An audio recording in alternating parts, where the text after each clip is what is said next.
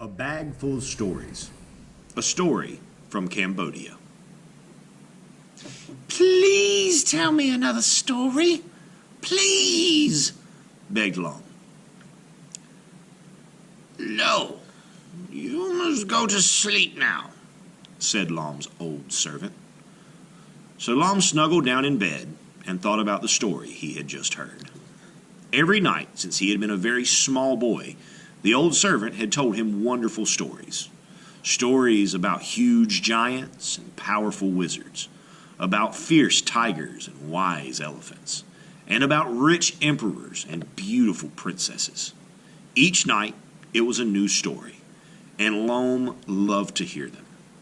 Lom knew the old servant had been told the stories by his mother, and his grandmother, and his great-grandfather, and that the stories were very old.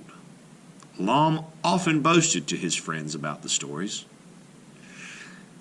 Won't you tell them to us? They asked again and again.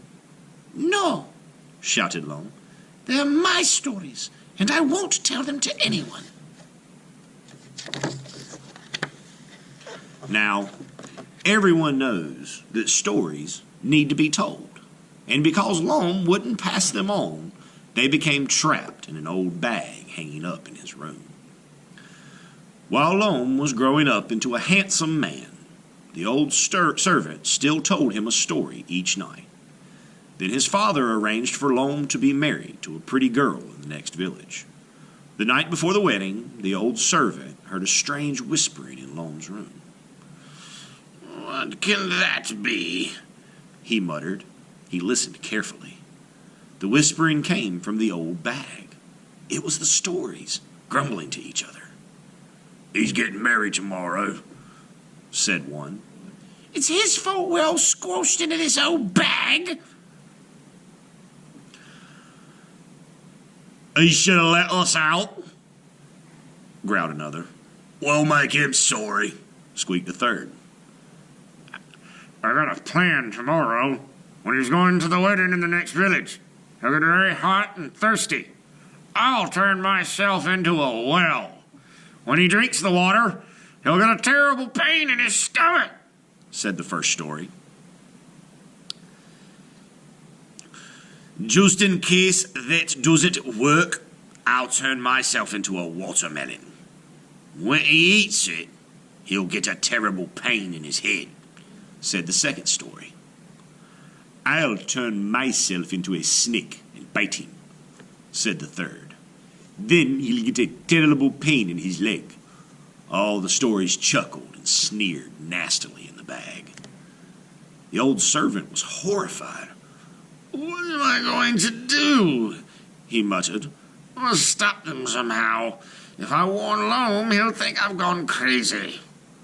All that night, the servant lay awake, trying to think of a way that he could save Lom. In the morning, just as Lom was setting out on his horse to lead the wedding procession to the next village, the old servant rushed out and grabbed the horse's bridle. With the sun beating down, he led the horse along the road, up the hill and down the hill to where there was a well. Stop! cried Lom. I'm thirsty. I want a drink. But the old servant led the horse on past the well. Soon they came to a field full of watermelons. Stop! cried Lom. I'm hot and thirsty. I want a watermelon. But the old servant would not stop, and on they went. At the village, crowds of people came out to greet them, waving and cheering.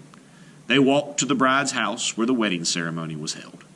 When this was over, there was a great feast for everyone. The old servant was so worried about the snake, he couldn't eat anything. All the time, he was looking everywhere for it, but he didn't see a snake or anything like one. In the evening, when the wedding guests had gone happily home, Lom and his bride went to their bedchamber. They were alone at last. Suddenly, there was a loud knocking on the door, and the old servant rushed in, waving a huge stick. How dare you come bursting in here? shouted Lom.